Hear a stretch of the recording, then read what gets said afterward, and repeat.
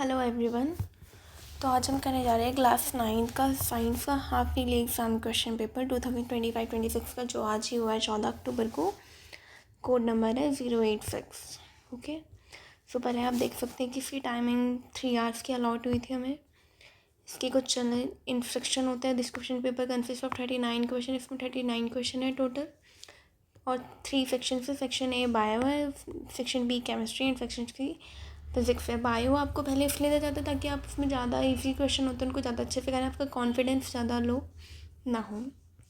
And all question are compulsory, however an internal choice is provide, आप पढ़ लेना। सबसे पहले हम पढ़ते हैं सेक्शन ए का फर्स्ट क्वेश्चन है, which statement is incorrect about prokaryotic. Prokaryotic क्या होते हैं आप सभी जानते हैं। They lack true nucleus, they do not have membrane bound organelle, they are always unicellular, they possess a well organize Golgi apparatus। तो ये वाला जो है ये एकदम गलत है। इनके पास कोई गोल्जी apparatus नहीं होता। हमने पढ़ा था कि जो प्रोकैरियोटिक होते हैं उनके पास क्या होता है, कोई भी ऑर्गेनल ही नहीं होता राइबोसोम के अलावा। ओके, देन उसके बाद हमारा सेकेंड क्वेश्चन है, farmer notice that his plant leaves are wilting even though the soil is moist, which tissue might be malfunctioning कौन सा टिश्यू करना है आप कर लीजिएगा। देन है which tissue is plant provides buoyancy, मतलब जो प्लांट होते हैं उनको फ्लोट करने में कौन हेल्प करता है, एरेनकाइमा, क्योंकि इसके पास क्या होते हैं, एयर सेक्स होते हैं, इसलिए एयर सेक्स होते हैं जिनमें पानी आके भर जाता है ताकि हमारे जो प्लांट होते हैं वो फ्लोट कर पाते हैं पानी में। ठीक है, उसके बाद next question, why is aerenchyma not involving in photosynthesis. It stores starch. It is made up of dead cell with no chloroplast, cells having large intercellular space. It lacks cell wall, ये आप कर लीजिएगा। ये दो बार हो गया है। उसके बाद आपके असर्शन रीजन्स आ जाते हैं। देन आपका क्वेश्चन आता है डिफाइन टिंडल इफेक्ट। ये बहुत ही ज़्यादा ईजी है।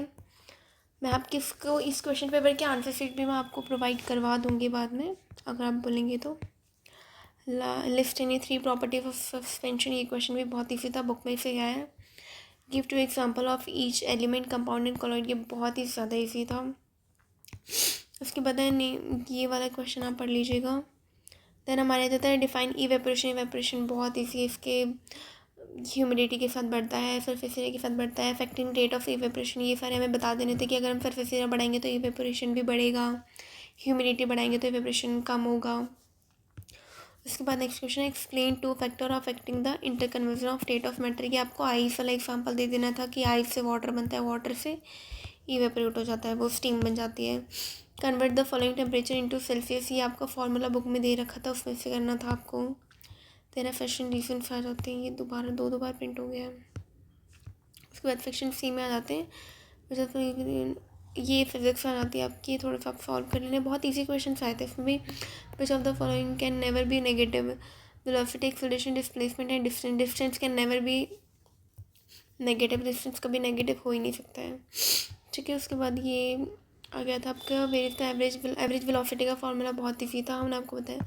मतलब मैंने वीडियो तो नहीं बनाई थी इसकी, बट एवरेज वेलोसिटी का फॉर्मूला बहुत ईजी था। टोटल डिस्प्लेसमेंट अपॉन में टोटल टाइम था। Which of the following is true about unbalanced force. Unbalanced force क्या होता है वो लिखना था। उसके बाद यहाँ पे uniform velocity, what is the 3 force required, ये आपको फोर्स वाला क्वेश्चन था, बहुत ईजी था ये भी। मोमेंटम का फॉर्मूला क्या होता है, मोमेंटम का फॉर्मूला क्या होता है, P equals to M into V. Mass का होता है kg और वेलोसिटी का होता है मीटर पर सेकेंड। तो ये वाला करेक्ट था हमारा। उसके बाद ये आ जाते हैं कि डबल हो गया है।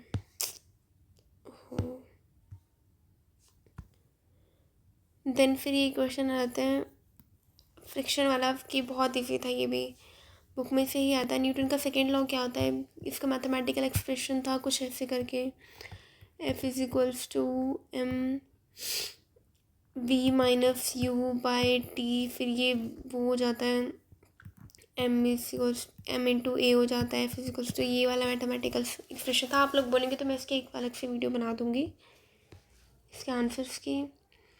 पेपर बहुत ही ईजी था। ग्राफ वाला क्वेश्चन नहीं दिख रहा है इसमें भी। बाकी मैं अब कुछ टाइम बाद इसमें से मैं कोशिश करूँगी कि एक चैप्टर की वीडियो लाती रहूँ आपके फाइनल्स के लिए। बहुत ही अच्छे से एक्सप्लेनेशन के साथ आपको अच्छे नोट प्रोवाइड हो जाएंगे उसमें। आप प्लीज़ कमेंट कीजिएगा। Okay, thank you for watching this video and subscribe my channel. Bye bye.